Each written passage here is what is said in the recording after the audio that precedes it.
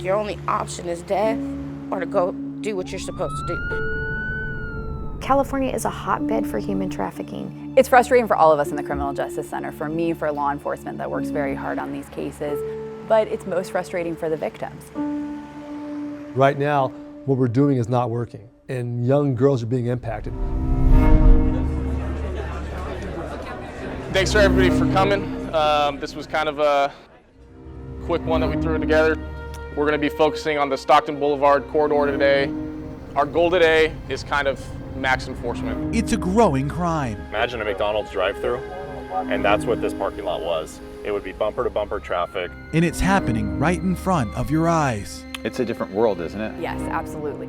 Yet most people don't even notice. I wasn't fully aware of what was going on right in front of my face. Women and girls sold for sex. Dropped off by a vehicle, she got out, she's in see-through fishnets, 19. I was 13 when I was 12. 18. You might think that they're working alone, but they're actually being watched. I couldn't come home unless I had $1,000 that night. Their captors. They think that the local law enforcement is a joke. The laws do not work. The only person the law benefits is the trafficker. Hey, stay in your car! Stay in your car! Simply walking free. The law has no teeth. Sacramento is a hub for sex trafficking. 47th and Stockton. Stockton Boulevard right here. Got dropped off at the Blade. The Blade. A Blade. You literally have to run. And if you have a problem with law enforcement, then who the hell's going to help you?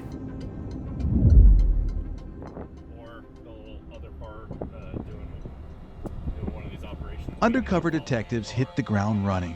My understanding is we're chasing everything that runs. We're going after everything, so be as aggressive as you want, and you know how, and we'll smash. Into the not-so underground world of commercial sex, happening along a 4-mile stretch that cuts right through the heart of Sacramento County. So a blade is considered like a roadway or a public roadway. The way at least we phrase it is public roadway commonly utilized for commercial sex work. Stockton Boulevard being one of them. Usually we see it between Stockton Boulevard, it's usually about Fruit Ridge to Elsie. Sacramento is a sex trafficking hotspot. That's me. Okay, we're pulling up right now. Why are you out here dressed in fishnets with yourself completely exposed with 3 condoms? Just walking. You're just walking like that? Yeah. Okay. I'm talking about your mind frame as to why you would be out here. I'm not going to jail. I don't need to. Okay. It's clear she's working and she's not willing to cooperate with us. She doesn't want any resources and she wants to deny any involvement with a potential trafficker. Is that your ride, the guys that are caught over there? I didn't come here with anyone. Okay, that's fine then. We are going to be seizing your phone. Okay. You can't go through it though. I'm going to write a search warrant into it and then I'll go through it. If you are being trafficked, we want to find out who it is so we can basically make them seek justice. And for the sheriff's office, even as their enforcement grows, Like, it literally, we'll give it another 20 minutes, 30 minutes, and we will all be out of the parking lot and they will all come back. so does their frustration. We have young girls that are 12 and 14 years old, whether it's winter or summer, they're wearing a bra and panties, and sometimes just panties or nothing. Where in America is that acceptable? Why is it okay here in California? This gentleman right here just tried to contact the sex worker. She walked away from the car. So we're going to do a vehicle stop on this car. Everybody wants the trafficker. That is a golden goose. You get them, but those arrests are few and far in between. And that's really the issue we want to deal with. We want to help the girls, and a lot of the girls are afraid to get out of it. If they get out of it, they go right back into it because these traffickers have so much influence over the girls, and they're afraid. Occupied. Hey, stay in your car. Stay in your car. Hands.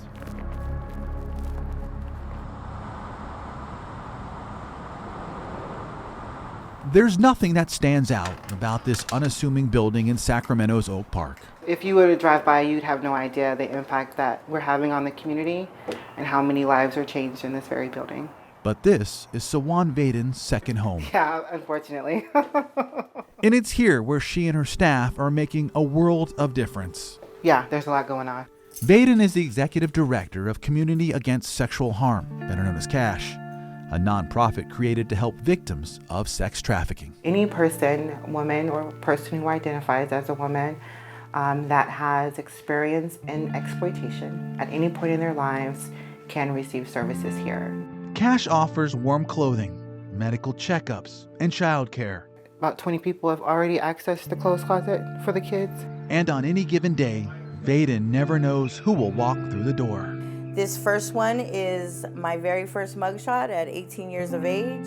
I just picked out some that just showed the progression of drugs and alcohol. Women arrive usually in the darkest of places. I had just had a baby after high school. Often turning to prostitution as a last resort. And I was just in that space of like survival desperation for me and my son.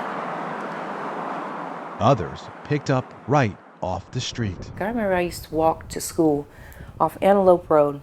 I know now what that means. There was always condoms over that damn overpass. I went to Mesa Verde, I went to Grand Oaks Elementary. Almost every day, someone would try to pull over and ask us if we wanted a ride. And that's on Antelope Road. How big of a problem is it in this region, this area?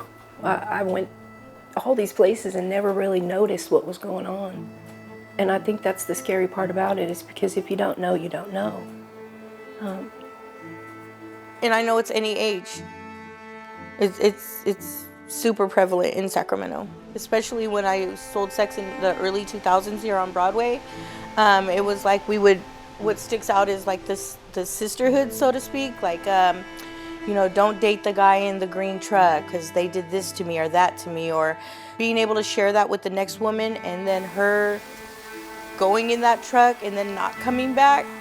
That's what sticks out to me, is the friends that I've lost.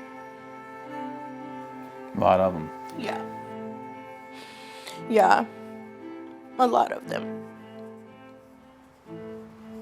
All these years later, little has changed. Cash estimates between 2015 and 2020, there were 13,000 victims trafficked for sex in Sacramento County alone. I had attempted a few times to escape. That includes Emily Sanders, who lived through a 3-year nightmare. A man she loved forced her to sell sex. When he abandoned me out on the street when I was 8.5 months pregnant, he dropped me off. In fact, we'll be, I believe, passing by the car wash in which he dropped me off at, and I called 911. It was only after Sanders sought support she too learned she was a trafficking victim. What people think of is I'm in chains. You see the pictures, help me, a woman crying in a corner. So I didn't know what it was defined as. And what I could just define is that I was in love with somebody who said we were gonna do this temporarily, but now it's a must. There's certain rules and things on the street that people don't realize. You're not allowed to look at other pimps, you're not allowed to conversate with other pimps, and you better be doing exactly what your pimp knows you're doing. It's a scary and sad game that's being played out there on the streets right now. It's a problem everyone wants to fix, but not everyone agrees on how. We introduced SB 14, made it a serious felony so it would be a strikeable offense for those that sell minors 0 to 17 for sex. A key committee in the state assembly is facing intense scrutiny tonight for blocking a bill that would have prevented child sex traffickers from being released from prison early. Last year, that battle was on full display. There was public outrage. There was serious political blowback. State Senator Shannon Grove proposed selling a child for sex become a serious felony and a strikeable offense.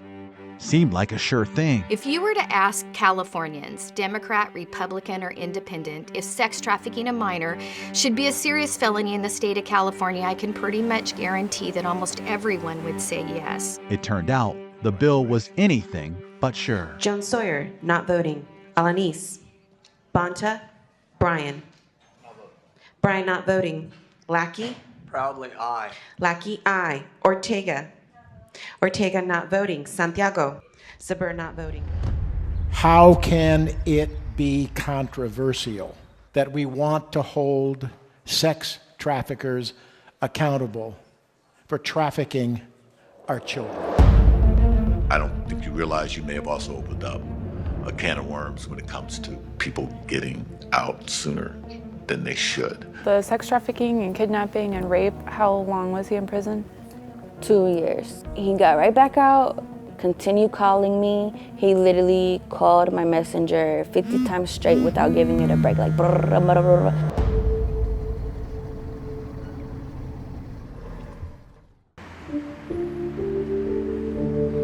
It's been 3 years since Alexis King was forced to sell her body for sex, though it still follows her around today. I took the bus here, and at the bus stop, I had 3 guys pull over.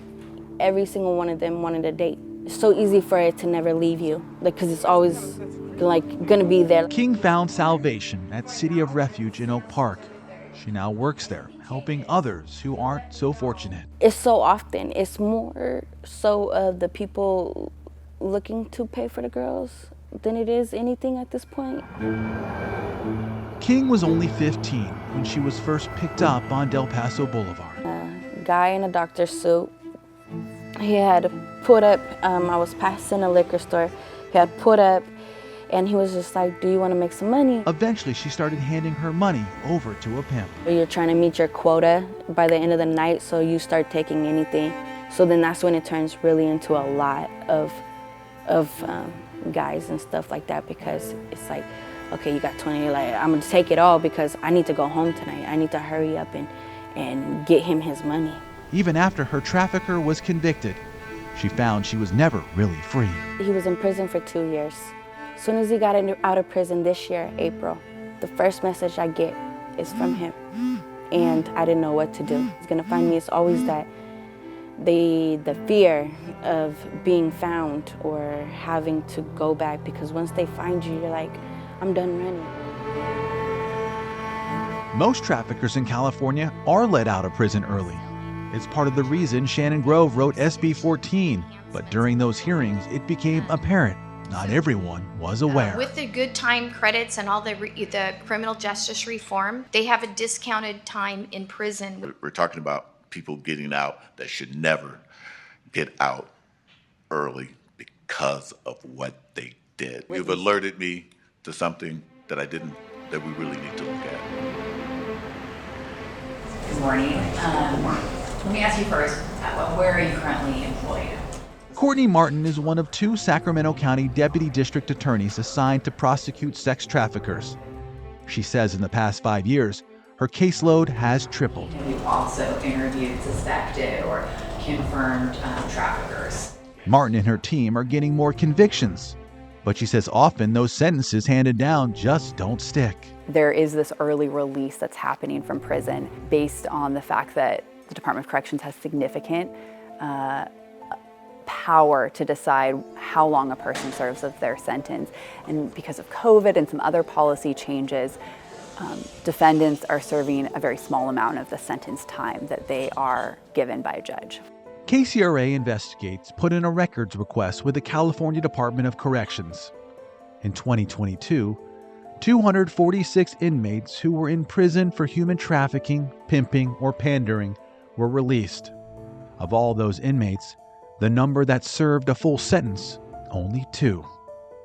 Of those charged with human trafficking of a minor, which carries a sentence up to 12 years, the average time served, 4 years and 5 months. You know, when we do have a victim who's cooperative, who wants to see the person who victimized them held accountable, we have to tell them, you know, they're gonna go to prison. You just heard the judge announce this sentence, but you have to know that's not how long they're gonna go to prison. In fact, because of the way the policy has changed, we often don't know how long the defendant is actually going to serve.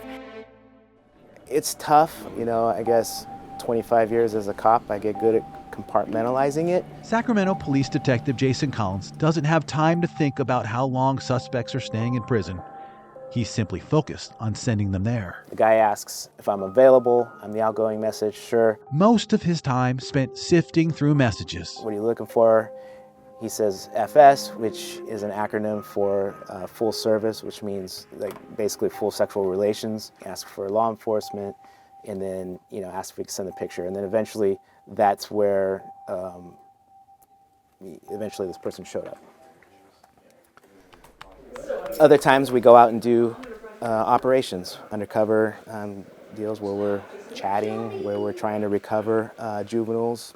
When the victim shows up at the door, we'll have an undercover officer answer the door, and then when she comes in, the officer will come around and detain her. And then while that's going on, if she was bought by a trafficker, then we'd be dealing with that on the outside. Collins, along with fellow detectives, pose as male sex buyers looking to lure in teenage girls. Pretty as simple as it gets. Hi, are you available? Yes. Are you half-hour alcohol okay? Do you have 200? Yes. Okay, great. Are you law enforcement? No. Are you? No. And they're hoping the girls don't arrive alone. Typically, if a girl shows up, they're brought there by their trafficker. IV 148 to the surveillance units. We just had one text that she's close, so if you're out and about, get set up. Kind of slow rolled by the house and it's parking around the corner, it looks like. Step out, yeah. Hi, young lady. My name's Jason. I'm a detective with the police department. Inside, the victims are offered help. You're not under arrest, okay? I'm not here to make a case against you, okay? We're doing a human trafficking sting. And outside, officers get what they're looking for. This guy has a history of human trafficking, and so right now we're just trying to connect the dots to, see if we can, make the arrest. Another suspect with a history of trafficking, back in the game. Come on, man. It's a sting operation. She's been talking to an undercover officer. You guys rolled up. You got caught up in a sting. At this point, I'm pretty confident we're going to download your phone and I'm going to find things in here that you are still pimping them out. Jody National is no stranger to pimping. Twice sentenced for the crime for a total of 11 years. However, he served only a fraction of both prison terms. You're refusing to own up to your mistakes as a 30-year-old man. You're not a kid anymore, dude. After this arrest, he pleaded guilty and was sentenced to nearly 9 years. But once again, he could earn his way out to an early release. I know the argument against is that, longer penalties don't deter crimes, but my argument would be, longer sentencing keeps that particular person from victimizing more people down the road, because our traffickers never really have done it just once. Most of the times, in the cases that I've seen, over time, the trafficker has had multiple victims working for them at one point or another.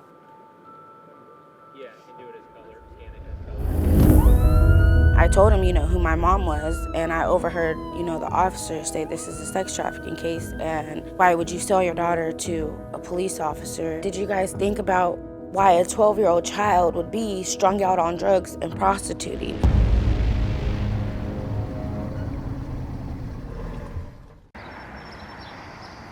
Hold on, I see an orange rose. Jeanette Diaz is rediscovering the beauty in life. Roses symbolize new beginnings to me. I actually have it tattooed right here. And to me, I was one of these little things, well, smaller than this. I was one of these things right here, and I bloomed into a very beautiful and amazing person. Diaz found out at an early age that life is tough.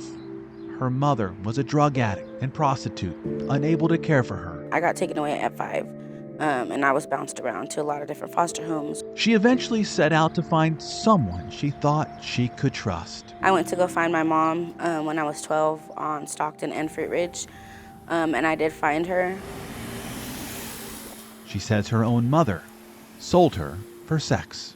My mom put a blindfold on me, and she said just to lay there. And all I remember is taking it off and staring at my mom watch me get raped and not protecting me. I didn't know that all that was bad at first. She was grooming me and just telling me, like, this will help mom be able to get better and get you guys back. So in a way, like, I was being told, I'm helping you to get your kids back because I want to be back with you. I didn't really realize it until she was selling me to an undercover police officer on Stockton Boulevard when they asked me who my mom was. And me, I'm a 12-year-old. I've never been in trouble by the police or anything. I told him, who my mom was, and I overheard, the officer say this is a sex trafficking case, and why would you sell your daughter to a police officer? It really has been. And I'm crying, but I'm healed, I get healing through doing things like this because people don't speak about it, very often. The healing only began after Jeanette found someone she could truly count on. A lot of us as children just wanted somebody. Like, if Maggie was in my life when I was a kid, I probably would have been saved a long time ago.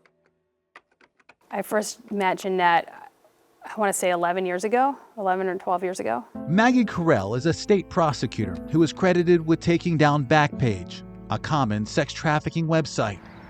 She's also the one helping to rebuild Diaz's life. I think she was facing a lot of the trauma that I've seen in other survivors. Many of the victims, either they were sexually abused or sexually assaulted as a child, or they were, sold as sex trafficking victims, as a young teenager. Carell's now focused on protecting other teens. We see a lot of children, unfortunately, out of the foster care system. It's a major problem in Sacramento. It's a major problem. I mean, we have too many minors who are out there and too many young women who don't have other choices, who are stuck out there. It's extremely unsafe, and it's a problem. According to the National Center for Missing and Exploited Children, nearly 29,000 children were reported missing in the U.S. last year. 1 out of every 6 of those are now likely victims of sex trafficking. The solution is to figure out where the minors want to be and create supportive environments where these kids have a chance to thrive. Sacramento County's foster care system has been wrought with complaints for years, and now we've learned youth who have already been abused and traumatized are being housed at a former juvenile detention center, a jail. A place to thrive can be hard to come by for Sacramento's youth. Last year, a KCRA3 investigation revealed children in foster care in CPS custody were being taken here to the Warren E. Thornton, or WET Center. Our investigation uncovered underage drinking, illegal drug use, and sex trafficking. Youth lived in cells, slept on metal frame beds next to metal toilets covered up with wooden boxes. Following our investigation, the center closed, but the streets are still wide open. Sometimes we'll recover a juvenile and they'll be back out on the streets in 5-10 minutes after we drop them off. Collins says it's just one part of a broken system, leading vulnerable children and teens to seek safety with dangerous traffickers. A lot of our victims come from broken backgrounds, right? Or they grow up in the foster system. And one of the biggest motivators that I see is that the victims have this kind of deep-rooted need for love and affection, and these traffickers know how to exploit that. A couple of years back, there was a law that passed that said that there's no such thing as a child prostitute. And so they're no longer taking children that are being found in these exploitative situations to juvenile hall. The receiving home has no locked doors. They can't hold them in. It leaves the children relatively on the streets, right? Because if they're not in a position where they can stay or in that mind space to stay, they're just going right back out to their trafficker. When that law was changed, which was a right thing to do, there was no and then what put in place. So theoretically, you could have the traffickers pull right up to that center. Basically, yeah.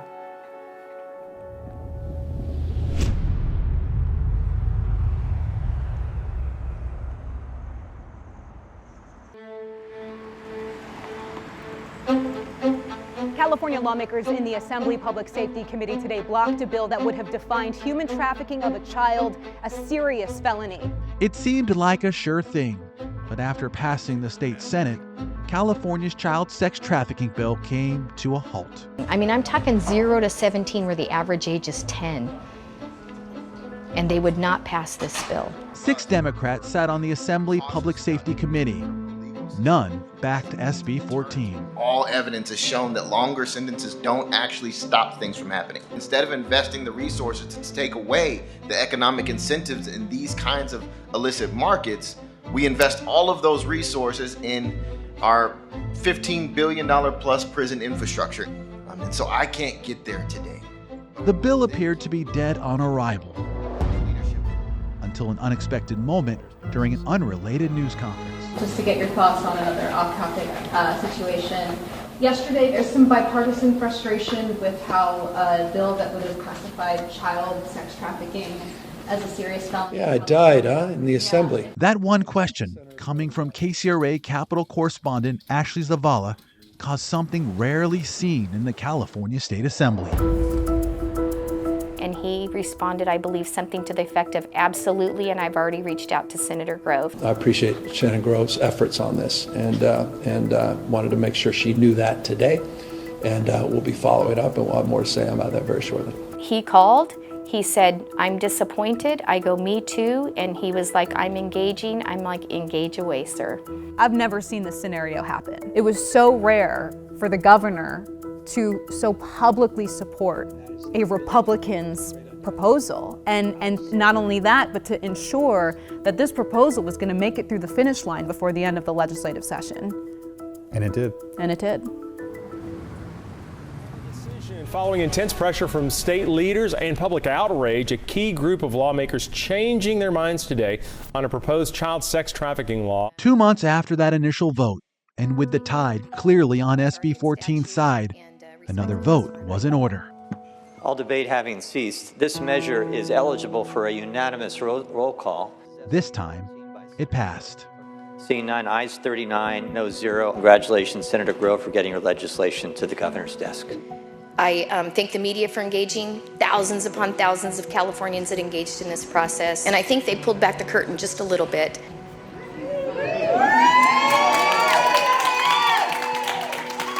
SB 14 went into effect January 1st. And without Ashley Zavala at a governor's press conference engaging the governor on that conversation, that bill would have never been heard of again. How rare is that? Oh, I don't think it hadn't happened in 25 years. Looks like he's been out of prison for just a few months now, and he's already back here trying to, again, talk to sex workers.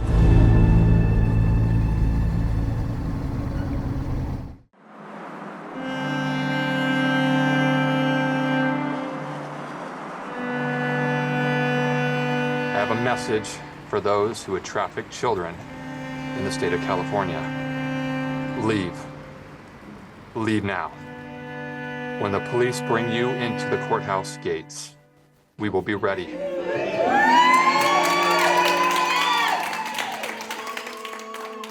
4 months after SB 14 became law, Courtney Martin was in the courtroom taking it for a test drive. The first such trial in the state. How difficult or easy is it for a pimp to recruit a sex worker? Prosecutors say Xavier Collins was selling a 15-year-old for sex.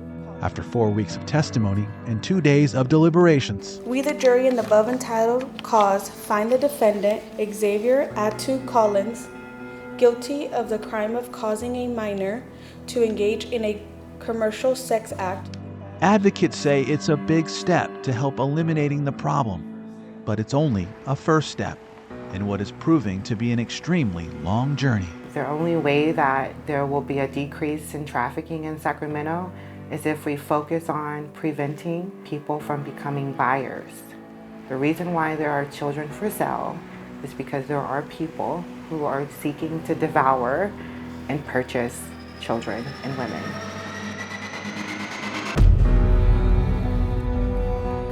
Occupied. Hey, stay in your car. Show your Stay in your car. Hands. What's up with the girls you were yelling at over at Hovette? Bro, I was behind you.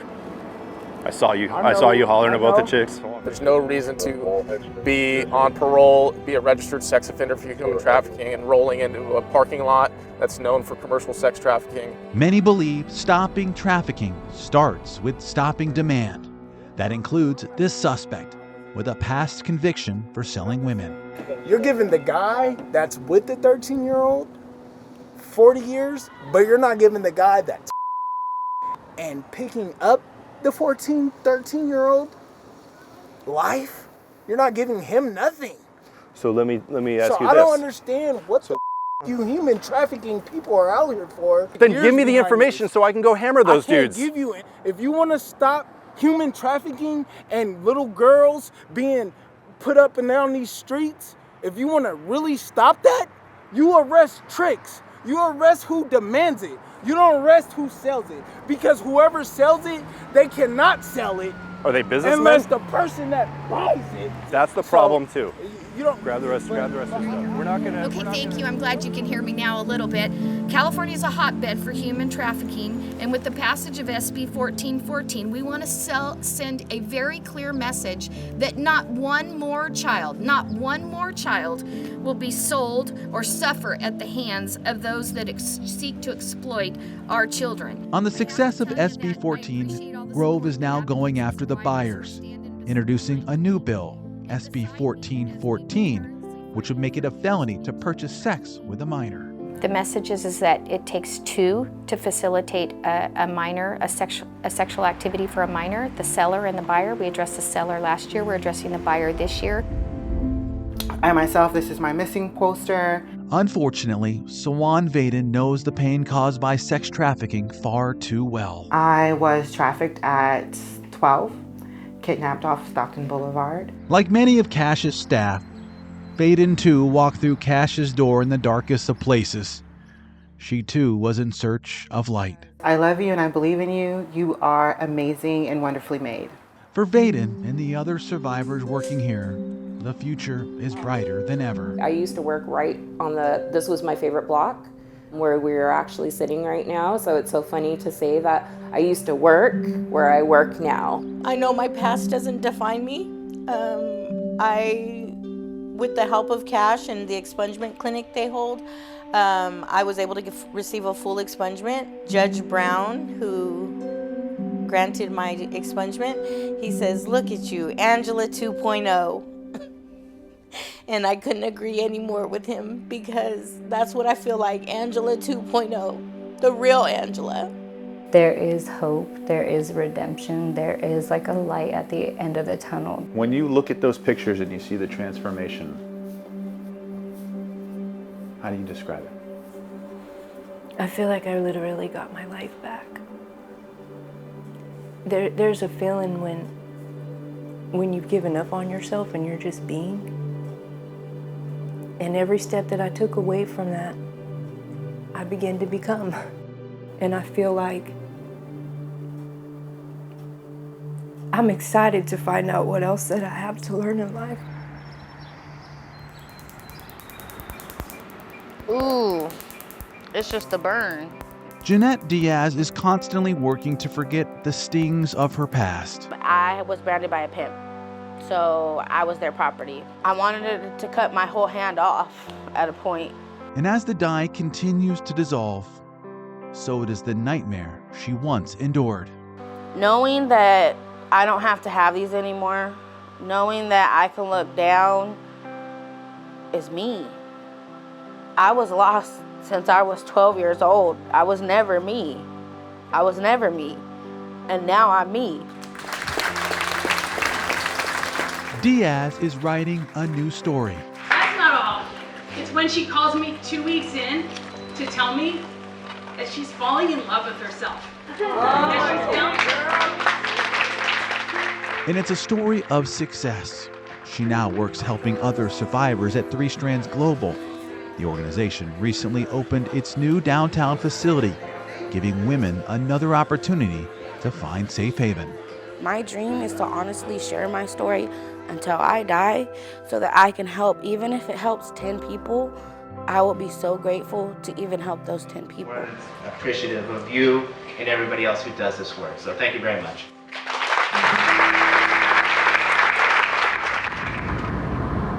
Understanding how sex trafficking exists is overwhelming. But how do you end it? Human trafficking is a big problem in California because of the laws. And that's really an issue. How do we fix that? It's easier said than done. 14 got a lot of traction from the public because once the public was made aware of it, because I mean, we tried to change that bill over a dozen times to make it a violent felony. But once the public was made aware of it and word got out there, the whole narrative changed.